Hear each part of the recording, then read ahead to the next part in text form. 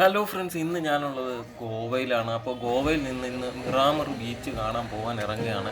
ഞാനിവിടെ താമസിച്ചത് ഈ ഓൾഡ് ഗോവയ്ക്ക് അടുത്താണ്. അപ്പോൾ പോകുന്ന വഴിക്കാണ് ഈ ഗോവയിലുള്ള ബോം ജീസസ് ബസിലിക്ക. അപ്പോൾ നമുക്ക് അവിടവും കൂടെ ഒന്ന് കണ്ടിച്ച് നമുക്ക് മിറാമർ ബീച്ച് കാണാനായിട്ട് പോവാം. ഒരു ലോക പൈതൃക കേന്ദ്രം കൂടിയായ ക്രൈസ്തവ ദേവാലയമാണ് ബോം ജീസസ് ബസിലിക്ക.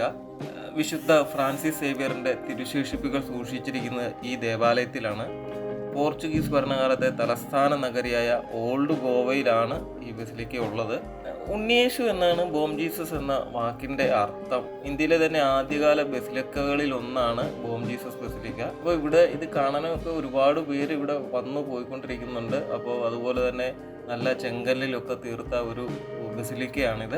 അതുപോലെ നമുക്ക് ഈ പള്ളിക്കകത്ത് കയറിയിട്ട് ഷൂട്ട് ചെയ്യാനൊന്നും സാധിക്കില്ല. അതുകൊണ്ട് ഈ പള്ളിയുടെ പുറം മാത്രം അങ്ങനെ ഷൂട്ട് ചെയ്ത് ഞാൻ അങ്ങനെ അങ്ങ് പോവുകയാണ്. ഇനി ഈ ഓൾഡ് ഗോവയിൽ നിന്ന് പഞ്ചിം വരെ നമ്മൾ ബസ്സിനാണ് പോകുന്നത്. നമുക്ക് ബസ് കിട്ടും.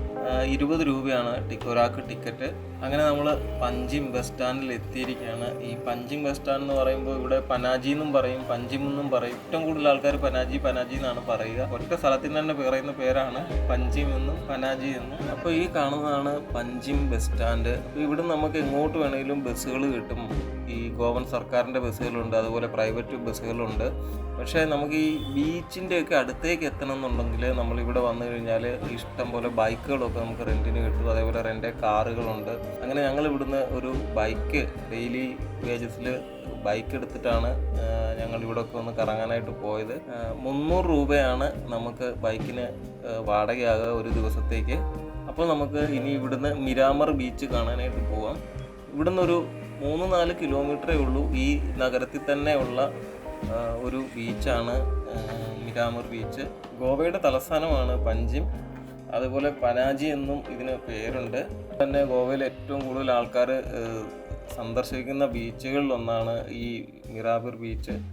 ഈ മിറാമർ ബീച്ചിലേക്ക് പോകുന്ന 2 സൈഡിലുമായിട്ടാണ് ഈ IFFK ഒക്കെ നടക്കുന്ന ടാഗോർ തിയേറ്ററും അതുപോലെ തന്നെ ലളിതകലാ അക്കാദമിയൊക്കെ ഉള്ളത്. അപ്പോൾ നമുക്കത് ഈ പോണ വഴിക്ക് ഇങ്ങനെ കാണാൻ സാധിക്കും.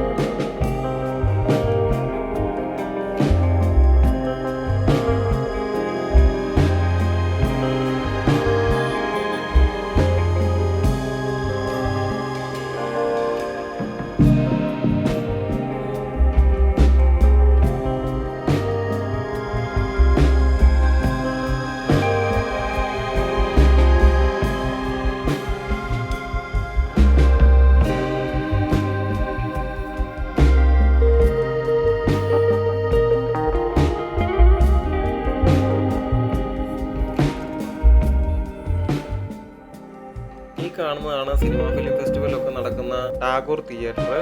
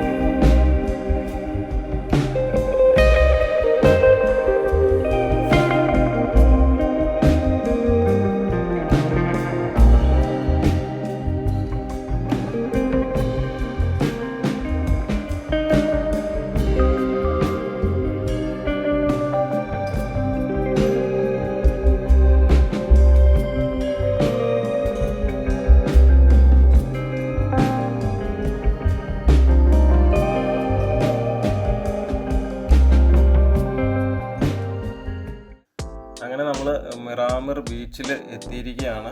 നമുക്ക് ഈ ഇത് കണ്ടോ, ഇവിടുത്തെ ഗോവൻ സർക്കാരിൻ്റെ വിനോദസഞ്ചാരികൾക്കായിട്ട് വേണ്ടി മാത്രമുള്ള ബസ്സാണ്. അതിൽ നിന്ന് ഒരുപാട് യാത്രക്കാരൊക്കെ പുറത്തേക്ക് ഇറങ്ങുന്ന കാണാം.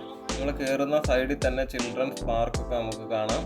ഇനി നമുക്ക് ഇവിടെ നടന്ന് അകത്തേക്ക് പോവാം. അതുപോലെ ഇവിടെ ഈ ബീച്ച് വോളി അങ്ങനെയുള്ള കാര്യങ്ങളൊക്കെ ഈ ബീച്ചിൽ നടക്കാറുണ്ട്. ഞാനിതിന് മുന്നേ വന്ന സമയത്ത് ഇതുപോലെയുള്ള ഈ നടപ്പാതകളൊന്നും ഉണ്ടായിരുന്നില്ല. ഇപ്പോൾ ഇതിലിങ്ങനെ നടപ്പാതയൊക്കെ വെട്ടി നല്ല രീതിയിൽ ആക്കിയിട്ടുണ്ട്.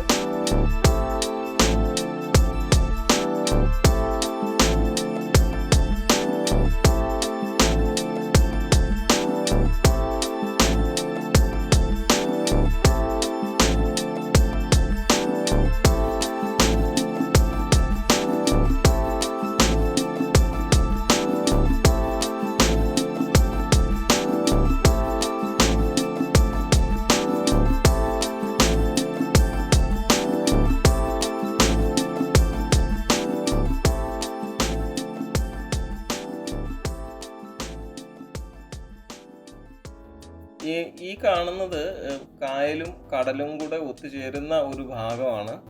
അപ്പോൾ നമ്മൾ അകത്തേക്ക് കയറി വരുമ്പോൾ പല സ്ഥലത്തും ഇതുപോലുള്ള ചുമന്ന കുടികളൊക്കെ വെച്ചേക്കുന്നത് കാണാം. ഇത് വാണിംഗ് ആണ്. ഇതിൻ്റെ അപ്പുറത്തേക്ക് നമ്മൾ പോകാൻ പാടില്ല, ആഴമുണ്ട് എന്നുള്ളൊരു വാണിംഗ് ആണ്. ഒരുപാട് യാത്രക്കാർ വന്ന് ഇതുപോലുള്ള ബോട്ടുകളിലൊക്കെ കായലിലൂടെ സഞ്ചരിച്ച് ഇവിടെ നമ്മൾ അകത്തേക്ക് പോയി കഴിഞ്ഞാൽ കാസിനോവകളൊക്കെ ഉണ്ട്. അപ്പോൾ അതൊക്കെ കാണാൻ നമുക്ക്. അപ്പോൾ അത് കാണണമെന്നുണ്ടെങ്കിൽ നമ്മൾ ഇതേപോലെ ബോട്ടിലൊക്കെ പോയി അതിൻ്റെ അടുത്തൂടെ ഇവർ ബോട്ട് കൊണ്ടുപോയി തിരിച്ചു കൊണ്ടുവരും. ഒരാൾക്ക് 100 രൂപയാണ് ടിക്കറ്റ് ചാർജ്.